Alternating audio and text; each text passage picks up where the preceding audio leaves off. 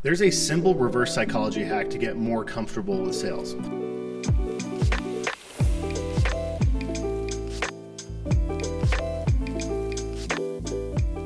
While I was not born a salesperson, there came a point in my agency life where I made the conscious decision to get better at selling.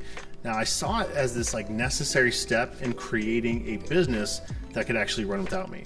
No, I didn't get into web or digital marketing to be a salesperson, but I did get into it in order to grow a business that could support the kind of life that I really wanted to live. Now, I was at odds because I knew that if I didn't build a system that attracted leads and closed them, I'd never have the kind of stable business that I really dreamed of. With a desire to be better at sales, I set out to consume everything that I could about sales. I even asked my dad, who had been in sales for most of my life, for ideas about what I could do differently. You see, I was tired of the way that I was doing sales. It took a lot of my time. I always felt like I was undercharging and over-delivering. Prospects always seemed to drag their feet. I was routinely nervous, especially with big clients, and I never really knew where my next client was coming from. That was the way I felt until I read something really profound by a guy named Michael Gerber, who wrote the book E-Myth, set me on a course of a major discovery. So in that book, he said something really important. People run systems and systems run businesses. He explained that the best businesses in the world develop systems or ways of doing things that virtually anybody can run. In other words, people were interchangeable because the system was reliable. It produced a predictable result regardless of who was actually operating it.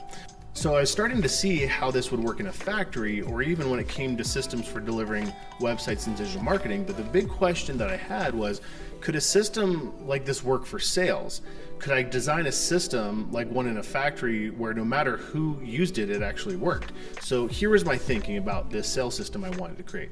So if it worked like a true system, then anybody could operate it and sell successfully. On the other hand, if it failed, it was the system to blame and not the person operating it. So this simple idea gave me a lot of unexpected confidence because the real reason I was struggling with sales was that I felt like when I didn't sell, I was a failure. The reason why I was nervous talking to clients was because I felt like I had to be the best person in the world when I wasn't, and I was kind of afraid to mess up.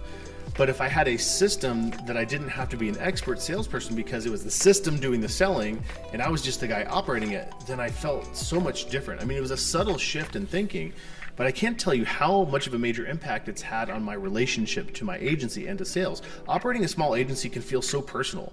I had a hard time distinguishing between where my agency ended and I started. There was no separation, but removing my personal attachment to that sales process was profound, to say the least. So building a sales system wasn't easy, and I wasn't honestly even interested in building one until I realized this benefit that I would get from doing it.